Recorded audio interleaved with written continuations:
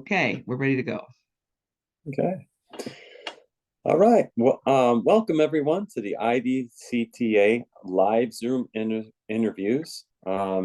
Today we have a really good friend of mine that when I was in eventing, she was live and up and happening with Karen and David O'Connor as a groom. She's always been out there looking for the best of the horses. And I have to say, she's a great friend. And I want to go over a little bio of Max. Max has been grooming at the highest level for over 25 years for some of the best in the world. She worked for O'Connor event team for 11 years, traveling everywhere to many Olympic Games, World Championships, Pan American Games, and numerous CCIs around the world. She organizes many horse trials on the East Coast. She was part of the organizing team for the 2018 World Equestrian Games and was technical official at the Tokyo 2020 Olympic Games. Max was the president of the United States Eventing Association from 2020 to 2023, where horsemanship and horse care was her legacy. She continues to sit on various USEA and USEF committees. Max is currently the USEF High Performance Program and Team Facilitator. And Max, you just are just a continuous steward for the sport. And I just want to make this about like a tribute to grooms and what they do behind the scenes besides just grooming horses too, because I think they're a big part of the team for the competitor and the horse. So welcome, Max. Thank you. Thank you so much for having me. It's great to catch back up with you and see your face again. Of not just actually, we talk on the phone, but it's actually good to see your face. So yeah, it's good to see you guys. Thanks for having me. Where is home these days? Home for me is Ocala, Florida. Ocala, Florida. Do you go up north at all from Ocala, Florida, where the eventing groups go? Well, I go up north because that's where I'm from, originally from Massachusetts. So I do try to get up there, at least in the summertime, to see my family and catch up with cousins and friends and stuff like that. But I do travel a lot. It's been nice. January, February is usually pretty much stay at home, but you're finding me today actually up in Aiken getting ready for the Bruce's Field, the Aiken Showcase, which is this weekend. So I help sort of the technical side of the competition here. So I've just arrived up here. So it's sort of the first, well, not actually for me, I should say that, but yeah, it's started. The traveling is starting. So yeah, here I am now. Yeah. Well, you have a real enriched contribution to the sport. So I'm really curious, how did you even get involved with horses and in the competition world? So tell us a little bit about your childhood. How did you get first involved with horses? Well, I come from a completely non-horse family. Growing up in Massachusetts, I was, we played softball, baseball. I played ice hockey. I played ice hockey through college at Northeastern. And so that my world was not sort of delved into the horses so much. My best friend in grammar school was taking riding lessons. And so I decided that's what I should do too, right? Because, do what your friends do. So I sort of got addicted to it pretty quickly. I loved just sort of being in the barn. I loved being around the horses. I loved I loved animals in general. Dogs, and we always grew up with I always had a dog growing up, and I just loved animals. And this sort of got to a little bit under my skin. And I rode and competed a bit as a kid through till I was about, for a while, but I probably by 18 or 19, I realized my family, not a ton of family money at all, actually. So trying to afford to do it was really hard. So I was always looking after horses and working in the barn and grooming and doing that to be able to afford my lessons. And I was riding borrowed horses and stuff and that, working that off.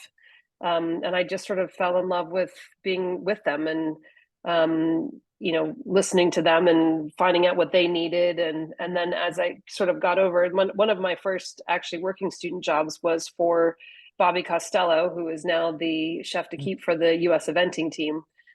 So I met him when I was 12, I guess, and so maybe 14. So I would go grooming and go off and help him out at some of the events and he would teach me.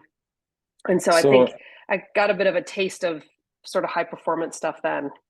yeah, we just had Bobby Costello on as Oh, well. did you? Yeah. Yeah, right after the Olympic Games, actually, Okay. or after the Yeah. World The Championships. World Championships. Yeah. Yeah. Um, well, that was quite a young age that you ran into him. So the type of riding that you were doing, were you in eventing or were you doing something else? Mostly, funny enough, mostly fox hunting. It was a lot of fox hunting at that farm. I was up in Hamilton, Massachusetts, at the myopia hunt. And again, part of what you did there as a kid through the hunt is you went and cleared the fields and you laid the hunt and you laid the scent, and so you were always working, and that just didn't know any different, right? And then eventing was sort of the thing up there, Ledyard Farm, right? That's sort of the where it all started in America, and so if you were lucky, you got to go Groton House. You got to go to Groton House, and that was sort of your dream, was to get to go and compete at Groton House, and that was a cool thing to do. So that was sort of the base of where I was. It was mostly fox hunting and then a bit of eventing as well. So that's where my base started. Was So that? here's Bobby. He's probably actively competing, Yeah. and that he kind of rope you in, being a young barn Yeah. rat, wanting to, Yeah. I help mean, he him was get. still just he was hadn't even done his first intermediate yet. So, but he was very good, and so I sort of caught a little bit of a glimpse of what it's like to be sort of help him be better. And I loved Yeah, that. I loved helping the horses be better, which helped the riders be better. And I love that part of it. And I'm not necessarily a competitor myself by nature, but I'm competitive, but I'm not a competitor, if that I makes love. sense. So I I, love that part of making him better. I don't know if that makes sense. I Yeah. love what you said there. Helping the horse be better for the competitor. Yeah. And did you grab onto that right then and there and say, you know what, I think I have a niche here for this? Did Bobby tell you you had a niche for it? And how does that play into the future? Did you imagine yourself even, oh, if I keep this up, go to the Olympic Games? I mean, how did? No. Well, because at that point too, I was, in high school, and I was, went to college and was, playing ice hockey. And this was something that I loved doing in the summers. And I couldn't wait for the summers to come. And I loved being able to be there. And though that was my summer job every summer, was doing the horses and stuff. But my family was pretty adamant that I was going to go and make, I could always go back to it and the horses would always be there, but I was going to get my degree. I was going to go work, and then that's how that was going to be. And so I did my 4 years, and then worked for. Actually, I worked for a year for Mike Plum, which was amazing. After my 4 years, I went to Northeastern, which is a 5-year university, 5-year program. So I did my 4 years, and then I took a year off, and I worked for Mike Plum for a year, which was. I've never worked so hard, but I've never learned so much in my life. I mean, he is such an amazing horseman. So that was incredible. And then it was time for me to finish school. So I went to Canada and finished my degree up there because I could continue playing hockey up there. Oh kept me wow, kept me Hockey kept me focused. I'm very dyslexic, so hockey was sort of something that sort of helped keep my brain in, for some reason it just worked for me. So I finished my degree up there and then came back and started working for an investment company in Boston. So I did that for 5 years, which was great. I mean, don't get me, it was fantastic. I learned a lot and I met some great people, but I didn't even actually, there was like 2 of those years, I didn't even ride at all. I just didn't, because I didn't have my own horse. I mean, I had outlets where I could go ride, but I was mountain biking and doing other things, and that was that. So, and then I just got tired of not being around the horses, and I was given a horse, and I was making enough money at the time to actually keep it and board it and pay for it. And that was fantastic. And then one day I just decided I didn't want to be in an office anymore, and was offered a where'd job you go and from I there took then? it. Right after that, where was the next Yeah. step? Where did you go? I had been keeping my horse with with Jim Stamets, who was a trainer up in Hamilton, Massachusetts, who was a really wonderful, wonderful horseman and a wonderful man. And he had a really bad heart condition, and he had this very quirky, bizarre mare that he was riding named Ballymar. And she was a granddaughter of Ballycore, who won the gold medal in Montreal. And she was a very strange horse, but I loved her. And she was, I mean, conformationally challenged. She was about, a solid hand higher behind than she was up front. She was as long as tomorrow. And she was a chestnut warm blood mare through and through, but she had a lot of heart, and she was tough, and she was fabulous, and I loved her. She was my buddy. So anyway, long story short, so the John and Diane Pingree, who had Flying Horse Farm, they had bred her and owned her and had Jim riding her. And so when Jim died, I said to them, I said, look, I'm happy to look after her, whatever, thank you. And they called me to their house one day, and I thought I didn't know what they're going to, I don't know why they called me there. And so they said, hey, look, we've decided we're going to send her down to Karen O'Connor, because Jim and Karen had been working students together for Tad Coffin, who was at Flying Horse Farm, who was Ballycore's rider from Ballymart. Blah, blah, blah. Anyway, long story. Yeah. Keep going. And so anyway, so they said, here's the deal, though. We really were going to send her down there. I said, oh, that's so cool. And because Jim's dream was always for the mare to get to Kentucky and just to complete Kentucky. It's a big deal. Even just pulling in the driveway, even just showing up at Kentucky is a big deal. It's such a long journey to get there. So, and so I was, and they said, but here's the deal. For our audience, that Kentucky is the biggest event in the country. The biggest event in the country. In that time, now it's a 5-star, but it was a 5-star caliber back then. Yes. Just it's called something different, but it was the biggest deal. It was just a big deal. So, but then they said, but here's the thing, we want you to go with her.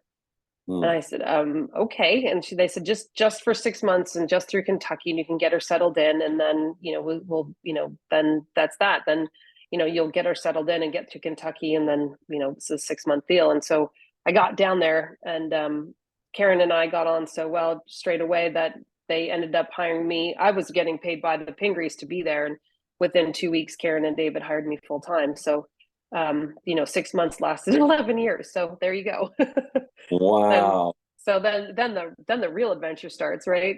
So it was, I've been pretty lucky. I've been really lucky. It's, they were in that Virginia at that time, right? They were in Virginia in the summers, mostly in Virginia. And we would go, at that point, we would only go to Ocala for about 6 weeks. So it was a quick trip to Florida, and then we'd come back up and be up in Virginia. And then, funny as the time grew on, and they ended up, Miss Mars bought a farm in Florida. So they weren't renting a place. It was just made it more financially feasible, because it was expensive to rent down in Florida, that we ended up spending more and more time. And so in the end, we were sort of more 7 months in Virginia and 5 months in Florida. So we sort of almost pretty much split our time. Well, now starts your grooming career. So your grooming career really starts with Connor. Well, my internationally, yeah. I mean, I had been grooming I had wonderful, like as I call her, my fairy godmother, my fabulous friend, Barbara Walkoff, who I would go to all the events with her, and she gave me one of her horses to ride as a kid. And, those are the people that taught me a lot. And, Bobby taught me a lot. Bobby Costello taught me how to wrap legs. And then Bobby taught me how to braid. And, other people, I worked for Mark Donovan for a bit, and he had a client, Susan Edwards, who was a fabulous person that she taught me a ton too. And these are all people that just I can still hear them saying things in the back of my head, still to this day. But yes, and all that continued and allowed me to sort of carry on with Karen and David and get to work with incredible vets, incredible farriers, incredible other grooms, incredible riders. I mean, and Karen and David are incredible horsemen. And their business was growing too, probably. Huge. Yeah. And I remember going to Radnor on the East Coast, and then all of a sudden this Team O'Connor trailer comes in, matching tack trunks and everything. I think that's where we first crossed paths. But I was like starstruck, going, what in the world is going here? Because usually eventing was everyone came in their 2-horse trailer. We just humbly got in. And then all of a sudden we have Team O'Connor coming in. And I thought, whoa, what is going on here? But it was so organized and everything matched. And the horses have turned out beautifully. And it was such a, just a well-oiled machine. And yeah, their attention to detail. Yeah.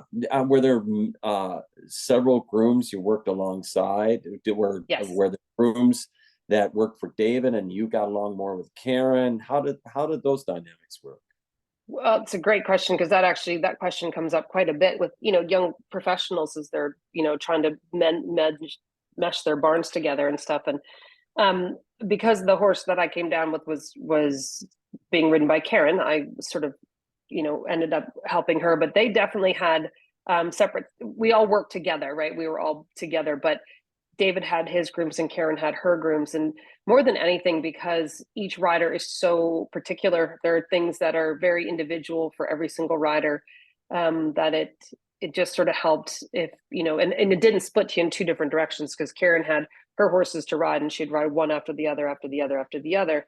But then if you're trying to tack horses up for too many different people, you're missing details somewhere, because you're not constant, your eyes are going too quickly trying to untack one and tack the next one up and meshing things. So if you just was a little, it made things calmer for everybody to have separate grooms. And not to say that if someone was bathing a horse and David came back off a horse, that I didn't go and help, untack that horse or do something like that. It just, we all worked together. But for sure, David had things that he was particular about, and Karen had things that she was particular about. So for each and specific horses too, we had horses that we knew so well that we wanted to be able to look after for them. Yeah, that was one of my questions too. I thought there had to be horses that picked their people or picked their grooms almost that they like. And also, I mean, of course, competitors are different personalities. Did you find personality conflicts based on, one competitor being very concrete and one competitor being more about the training and the abstract feel? And can you talk a little bit about I think between Karen and David, I think they had a theory, and they had their main their main core value was team, right? And that was their core thing, that everybody's job was important to success, whether literally if you were the groom, the farrier, the vet, the rider, the owner, the person that mowed the gallop, to the people that looked after the trucks. It was everything, every single, there's a part to their success was a whole team of people. And that was their theory. And so in that barn, we all got along really well, because you didn't last otherwise, right? If you were too much about you, it didn't work. Yeah. And you just, you just sort of, I think most people came into that knowing that you had to work very hard and you had to work as a team, and that, you did your job really, really well. And that made the next person be able to do their job really, really well. And all that together led to a lot of success. And I think that's a big thing. And that's the way it is in the world in general, right? That's how it should be in the corporate world too, is like everybody has a job and you just do your job. Again, I'm a Patriots fan, right? So I'm going to say the old Bill Belichick does that, do your job. And so you do your job very well, and things just stay great, right? It's successful. Right. And yeah, and and horses are horses, right? I mean, they, I always say they're always one step away from suicide sometimes, because you just can't believe the messes that they can get themselves into. But so you take highs with the lows, but you take it together, right? So it doesn't make it so bad when weird thing, when something isn't successful. You can also like work together and be like, all right, why did this happen? And then you can be like, oh, well, this is why this horse didn't perform that well. It's because X, Y, and Z. And it's like, hey, what did work is when we did this, so then we can make together a better plan for it, So that being said, preparing for a big competition, let's say Kentucky or Olympic Games, what is another role that you do besides tacking up the horse and keeping them sound? I'm sure you have something to do with also monitoring that horse's fitness, and because Oh yeah.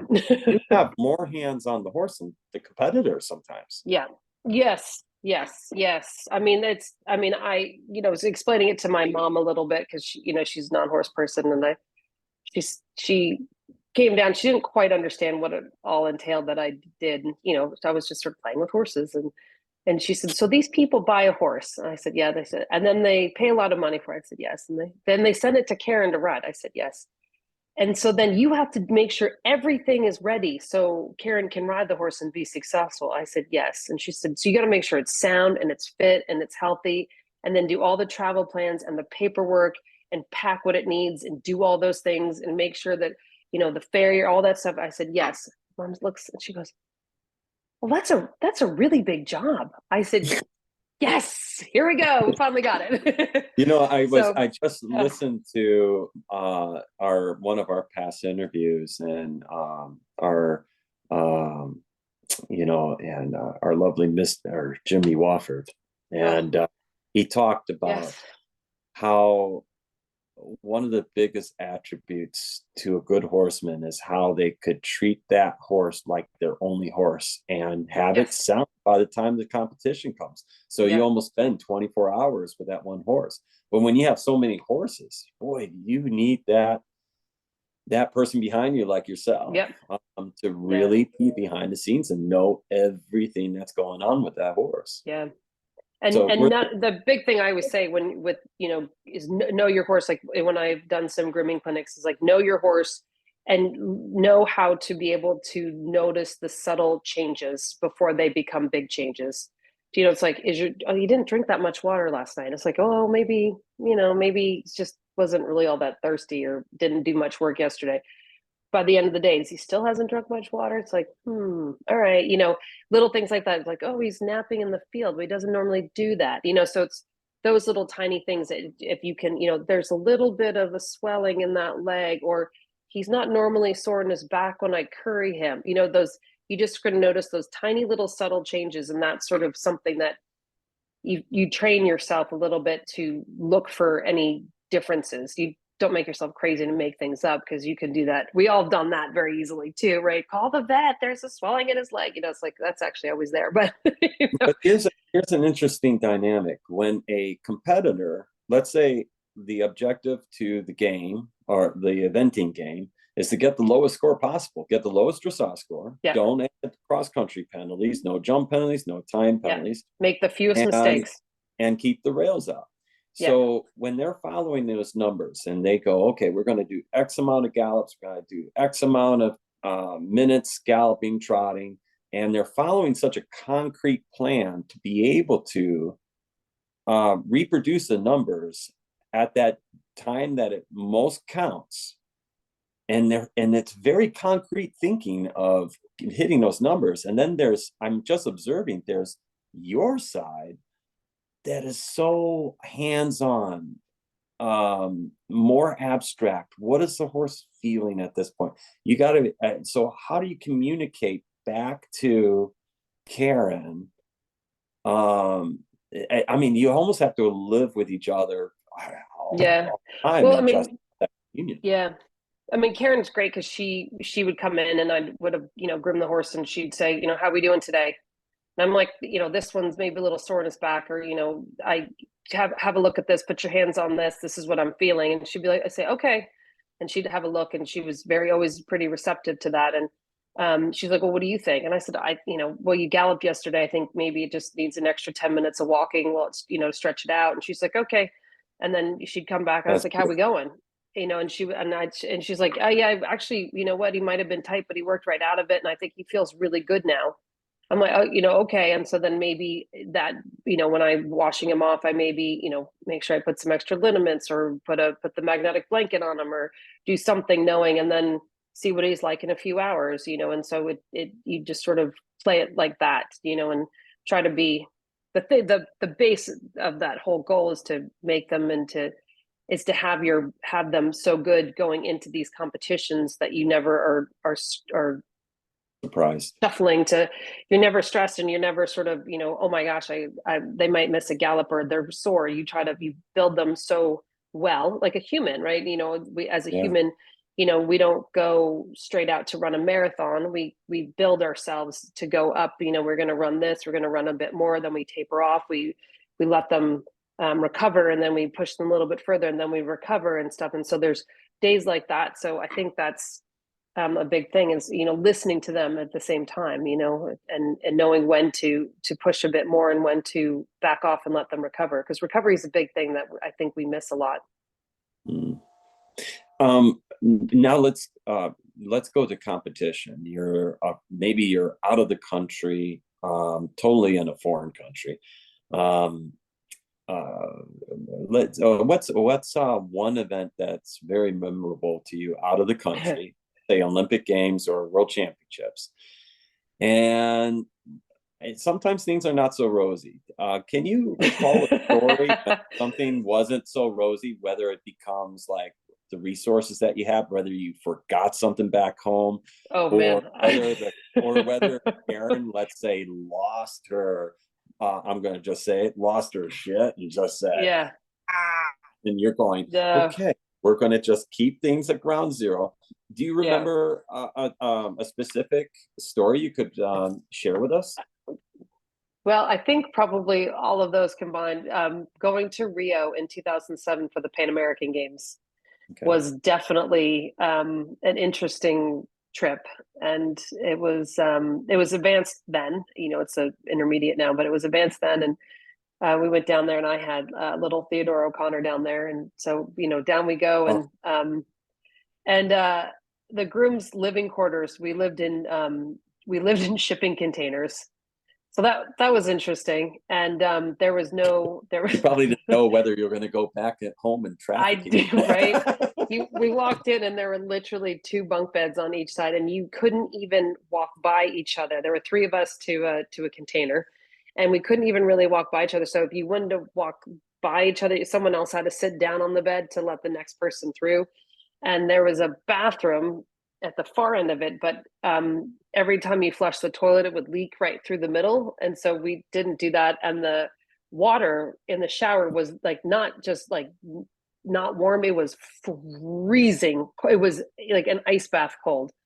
And so Yeah. we literally, all we had was like a jug of water, because you couldn't, it was Brazil, so you couldn't brush your teeth or anything with it. So we had a jug of water to brush our teeth, and then we had to shower in the horses' wash racks, Oh, wow. because that's the only place there was warm water for us. The riders were staying 45 minutes away, so we couldn't really hop down there too quickly to have a shower or anything. So Right. So the team, accommodations for the rooms weren't so good.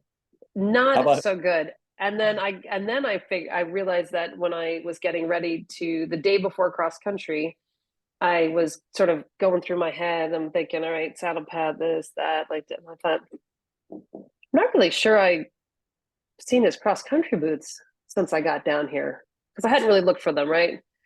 And this is Teddy, so he's got like, little dwarf legs. And so yeah. I had two horses in peak in quarantine before they left. They had to do 7 days of quarantine before they left the country. So I had another horse named All Star that was with us in quarantine. And so I had packed everything for both horses, because that's what you do. And so I was sending the one horse home. So I sort of went Teddy, Ivan, Teddy, Ivan. And I must have chucked Teddy's boots in Ivan's trunk to go home. And I get there, and I have no cross country boots for Teddy. So I'm next thing I know, oh, there he is. Yeah. I So had next to thing I share. know, I I am had to share a scrounging. picture of Teddy. Yeah, my good little pony. Yeah. But I had to scrounge, and of course I made sure I told Karen the next day. I said, look, I had a little problem.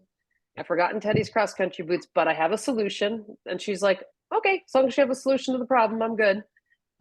So that was definitely an interesting time down there for sure. But she didn't. Karen and I got along very, very well. We always respected each other a lot, and I never had a time really at a horse show where she had a time where we just couldn't sort of communicate. That picture is actually the story of that picture that you just showed is it's another really amazing moment, because here she was on a pony to doing the biggest 3-day event in the country. And he Yeah. was literally 14 too. He was tiny, and she was the first out on course. And you can see that was many years ago, like a baby, God. And so it was a long time ago. And so none of us had slept the night before because we were so worried that A, she was going to get hurt, B, the pony was going to get hurt, C, it was going to ruin her reputation and her career because she was asking this pony to do this thing. And so literally as like I am like 3 steps away from her looking down at me, and she looks at me, she said, "I'm going to be okay, right?"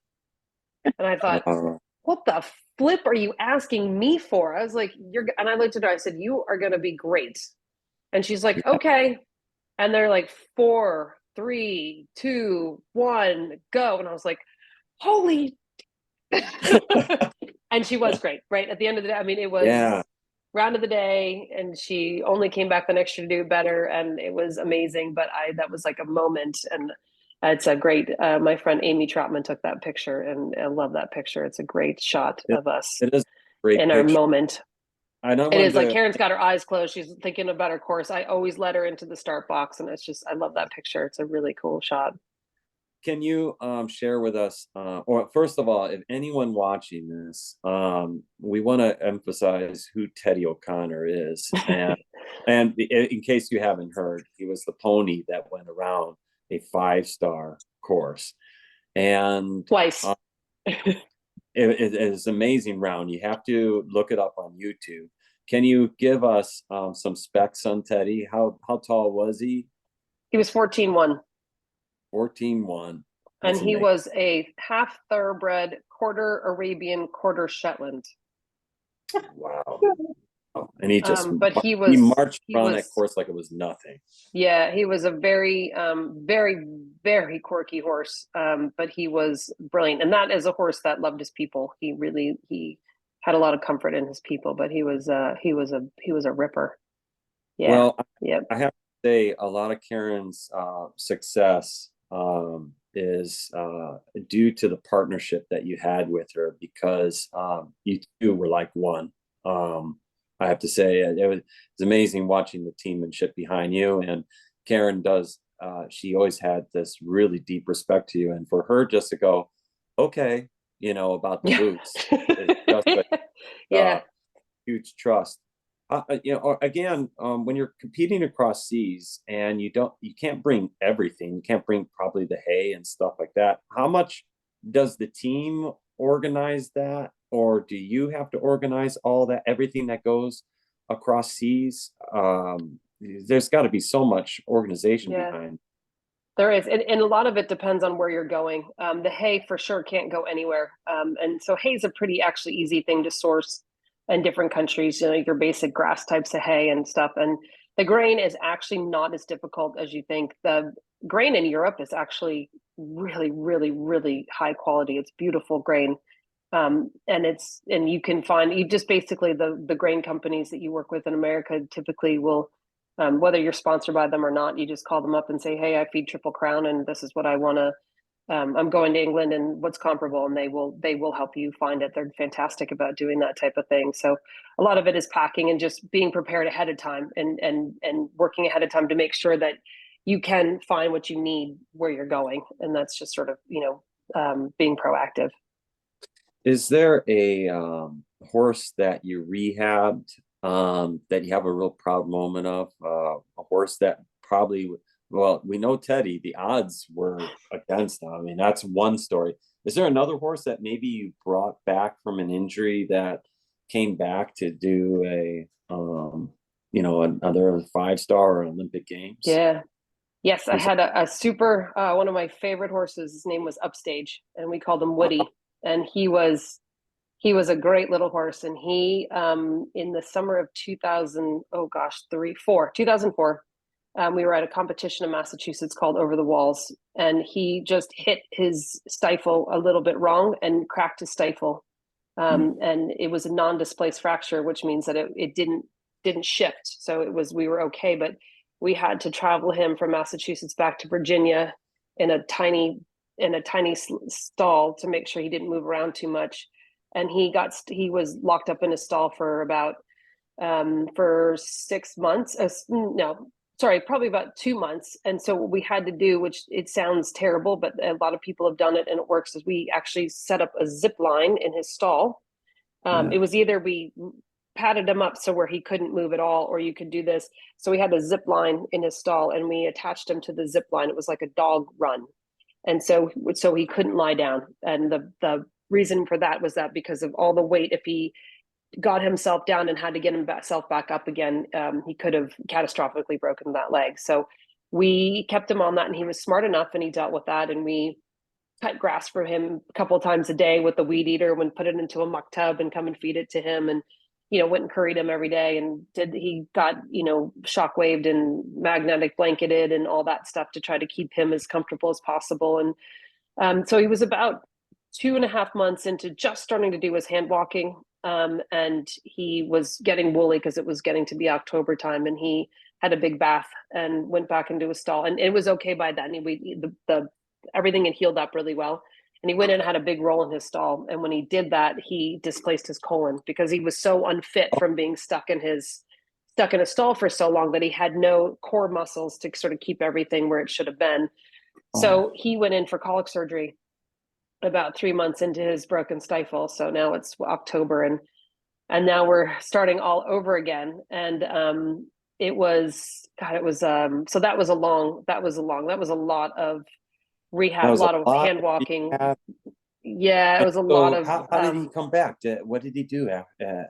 Well, that was in 2004, and so 2005, he actually was well enough. We got him back in rehab well enough to actually do Kentucky 3-day event that year, and he carried on to do. That year he did Kentucky 3-day event. He did Fair Hill the year after. He did Kentucky the next year. He did the World Championships in Aachen. He did Kentucky in 2007. And then I think, what did we do? What did he do? And then he did Fair Hill again at the end of 2007. And then he was an old horse by then. And so he did some horse trials in 2008, and he sort of retired from competing then. And he had a great life of hacking and playing. And we put him down probably 2 years ago. He was 27, but he had a super life. Yeah, he had a super life. He was wonderful. He did 6 consecutive Kentuckys. Wow. He was really cool. There are so many horses that that were top 5-star horses that you've groomed. Is there any one of them that's a particular favorite? I know we're not supposed to say favorites. I know. I mean, is and there I have any some one that of are them favorites for so many different reasons. Like Mandiba was very special to me because I did his entire career from his very first. I was there when he was broke, and went to the World Championships and the Olympic Games with him, and his first Kentucky and everything in between, and that was amazingly magical. And I was going to taking a jump lesson from Karen, and I saw him. Yeah. First jump, and I was like, well, that's going to be Yeah, exactly. Yeah. So he was very hard to break, and that was a pretty cool journey with that horse. And obviously, Upstage, and all the ones, Hugh Knows and Ballymar and Joker's Wild was another one that was very special to me. He was a massive learning curve to me. He was sort of given to me to look after when I first worked for Karen, and someone said, don't fall in love with him. He'll break your heart because he's not very sound. And he taught me so much. He was tough, and I learned so much of looking after a horse with a chronic injury, like not a chronic injury, shall I say. He just had a chronic fetlock that I really learned how to manage. Yeah. I think your sound went out, Max. There we go. Is that better? Okay. He carried on. He was, just carried on to do the Pan American Games and two Kentuckys and stuff. And so I learned a lot from him. But I have to say, probably my most favorite horse I just fell in love with him was Mr. Medicott. He was so special to me I don't even know why. He's just one of those horses that just crawled into your heart, and he was most intelligent animal, and we came into each other's lives in a very strange time, and I just loved that horse. And he was so funny and so smart, and we had a funny journey together. So I just oh, and then I can't forget Veronica. She's fabulous too, and she's kind of special because my partner Scott found her and imported her and started her career, and then Karen rode her for a bit, and then Lauren for a bit, yeah, and then Lauren Nicholson ended up with her and went to the Olympic Games with her and stuff. So it's kind of she's a cool one too. But yeah, Mr. Medicott Cave, we called him in the barn. He Well, was even magic. seeing, I got to be able to live through that myself and seeing the downside that most people don't get to see, the downs and then the ups Yes, yeah, and see it all. And you have to have a lot of faith to keep moving, keep your keep eye forward, yeah, and keep yeah. working on looking for the, what are we going to do next? Instead What's of next? a lot of competitors, they will write the horse off and go, well, all right, we sell it.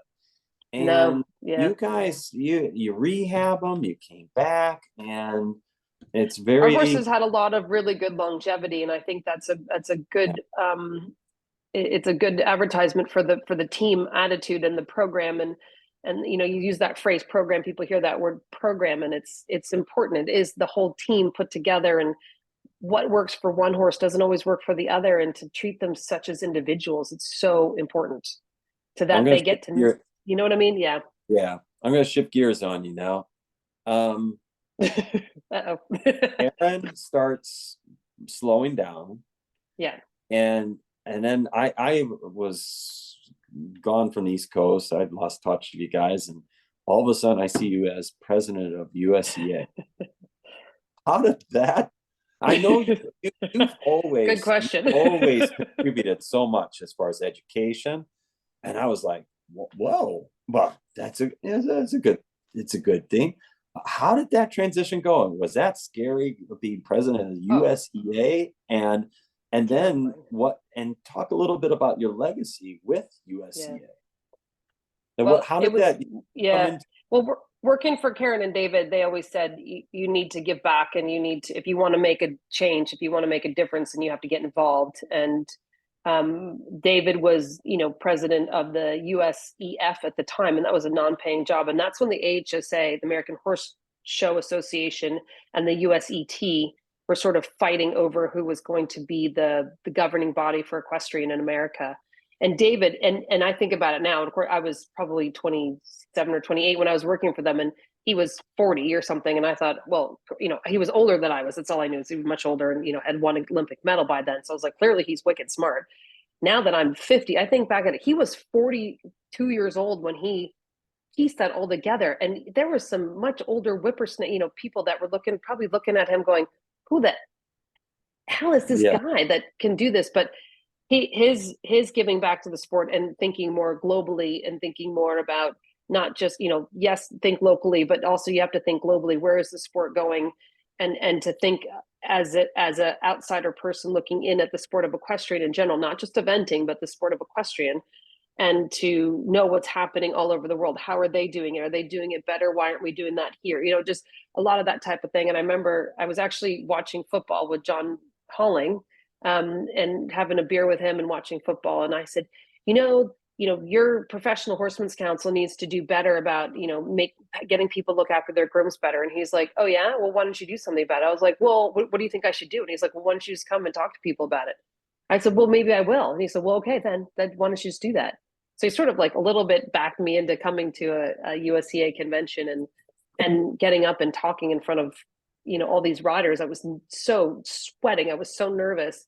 And everybody, I said, like, I really think we should start this horsemanship thing because these horses aren't, lasting very long. And I remember Philip Dutton looked at me and he goes, oh my God, that's really cool. All right. Okay, cool. Let's do that. And I thought, yeah, because I was so worried that they're going to be like, what is she doing here?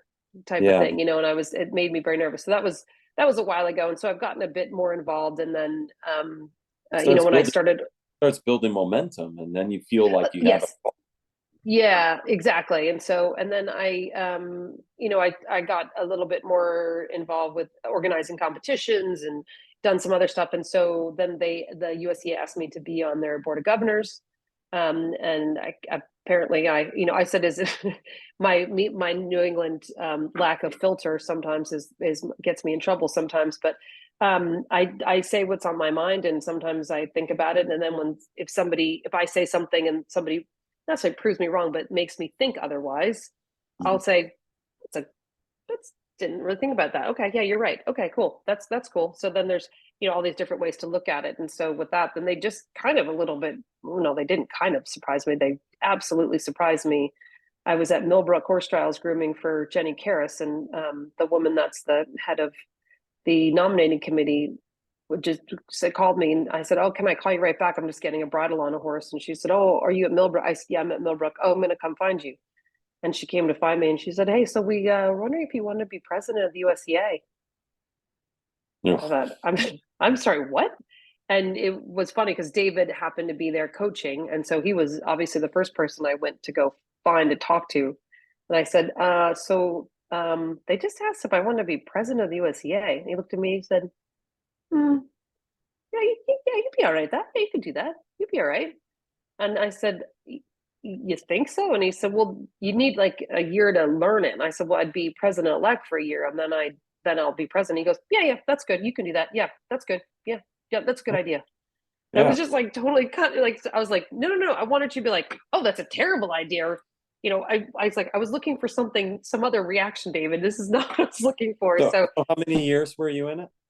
It's a 3-year term. So it was, I did 3 years. So I was the president-elect for a year, and then 3 years as the president. And it was, like you had enough time to do what you wanted to do as president, or do you feel like you could have gone, oh, you know what, I would have really liked to serve more time? Well, here's the thing. I was president for the year of COVID. My first year of presidency was COVID. And so that sort of really, I spent a lot of time trying to figure out how to run eventing, while COVID was happening, and spent a lot of time on conference calls. We also had a massive safety issue at the time too. And so there was a lot of work. So my first year, and then I had social justice, because then I had the whole plantation field situation too. So that was my first year of being president, it was a lot. But oh my God, did I learn so much. And oh my God, do I have some people that have helped me along the way that are still my very good friends. And I just cannot thank them. I mean, like Rob Burke, who runs the USEA, is just like one of the most fabulous human beings in the whole world. He is as patient. I called him coach my entire time. I still call him coach because he coached me through a lot of this. I said, look, you have to remember, I'm not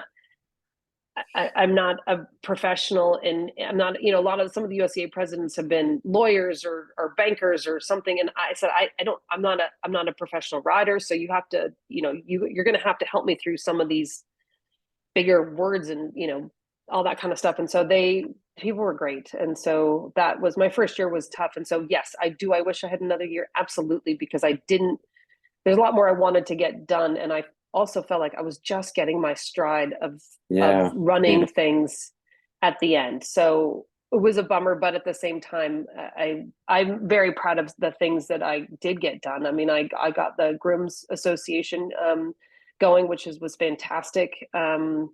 And I love that. I'm very, very proud of that. I'm proud of some of the safety measures that got put into place. A groom association, is that another, what is no, it's part of the U.S. Eventing Association. It's the U.S. Eventing Grooms Association Grooms Committee.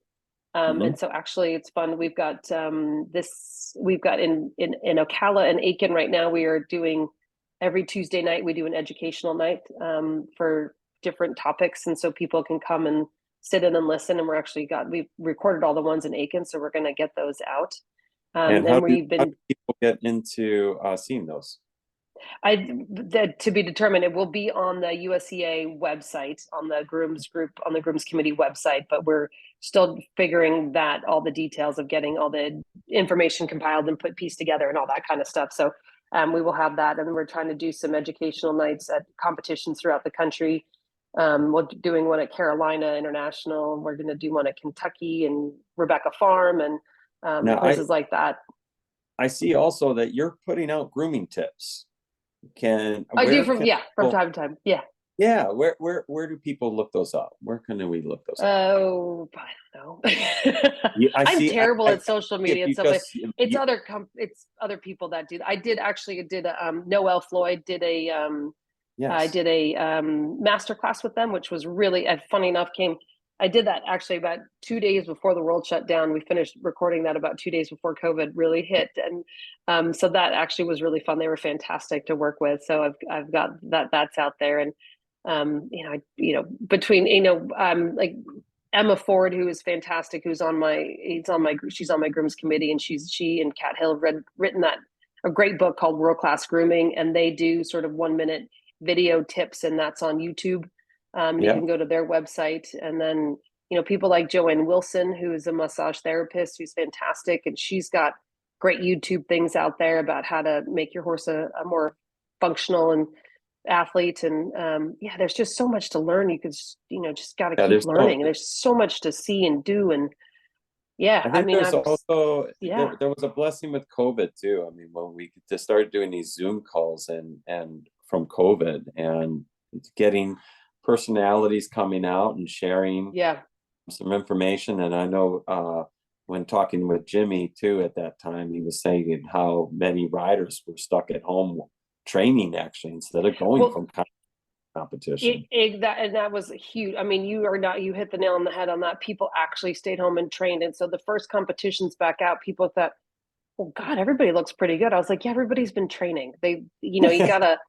You got to learn how to walk before you can run, right? And so people, and I think, funny enough, like the numbers in competition numbers, especially with the upper level horses, haven't really come back to what they were before COVID. If you look at the stats and the starts and stuff, and USEA is a little bit worried about starter numbers and stuff like that. But I think that actually trained people to not compete as much and make the competitions not necessarily count more, but spend more time at home doing the homework, and not just, yes, competitions are fun because we get to see our friends and you're out there doing it and stuff like that, but you got to do your homework. They're a little bit more conscious if they're ready or not. Yes. Let me end this with, is there something specific a horse has taught you that you take to life for every day? Is there something, some words of wisdom? Kind of share with it. What's one thing that maybe you even learned from the O'Connor camp? A little wisdom, a little mantra that you could share with, that we could take home. Oh God, horses teach you a lot. I mean, I think patience is a big one. Integrity. Honesty, because horses, you cannot lie to a horse. But even not necessarily honesty, I shouldn't say that's not about lying. It's about being true to yourself and being true to them, if that makes sense. It's not necessarily lying in a bad way, but sometimes you're like, oh, that wasn't that bad, and actually you're like, wait a minute, maybe it was. Maybe I need to make a difference, type of thing. I need to change something. I think a rough patch you go. And the other big thing I say this is balance. It's balance with how much is too much and how much is not enough, and that's a life thing. And not necessarily balance of are you going to fall off, but it's a balance of all the things. Are they eating too much or not enough? Are you doing it too much or not enough? It's and then that also comes with patience and all that. And what they say, the quicker you try to get there, the faster, what is it? The faster you try to get there, the quicker they'll slow you down or something. You cannot, there you go. You got to take your time getting places, and take your time and not miss any steps along the way, because if you miss a step, may not sneak up. It might not happen right away, but it will sneak up on you. That gap will sneak up on you. So I think, but that's just a life thing. It's just being patient and counting to 10 and thinking about things before you react, I think, is a huge thing. And then seeing things in different visions. Just because you see it that way and that horse saw it that way doesn't mean that this horse sees it that way, because everybody's brought up different. Every horse was brought up in a different barn, and they can be bred so differently, and even though they're full siblings, live in two different places and be completely different animals. Well, I think one big thing that I'm taking away from this interview that I'd like to recap on is, amongst your Team O'Connor, and your presidency and your grooming, everything's done on a very long time scale, very small increments of marginal gains, so that in the long term you get a stronger base, a stronger team, and it's a testament with how long those horses long-term goals and short-term goals. Yeah. This is where I want to get to. How am I going to get there? Yeah, and the same thing with everything you do. So absolutely, Max, I want to run a marathon. How do I get there? It's like whole thing. It's the same thing. Yeah, I know. I'm going to put up a picture, one of your favorite pictures here. Whoops, went out here. And I want to, let me see here. Where's your favorite picture? There we I have a lot of favorite pictures. So oh yeah, that one. Cave. Max, I want to thank you so much for your service, and thank you so much for taking the time to talk to us. And we never usually see the person behind the scenes making those beautiful braids and having the horse ready for the competitors that we all love to see on the screen. But again, thank you for your time tonight and sharing with us your knowledge. Thank you. Well, thanks for having me, and thanks for listening to me babble along. And this is Molly Fine. I very much would like to thank you also. I think it's been a very eye-opening in terms of all the stuff underneath and all the areas in which you dabbled in so that you could be complete in what you were doing. And if anything, it's still searching. Inspires others to give back to the sport, and so it doesn't end with grooming. And but I'm still doing it. I'm still going off and grooming. I still love it. Absolutely. Yeah. But, no, thank you very much, Max. Thanks for having me. I really appreciate it. Both you and Karen on one. Oh, that'd be fun. If you're up for that, that'll be a good time. We'd have a good time. We'll make it happen. We'd say, let's start telling some stories, and that's right. That would be great fun. We've had some good times. We've definitely had some good times. Yeah. Well, thank you again, Max. All right. Thanks so much for having me. All right. Good night, everyone. Thank you very much for joining us.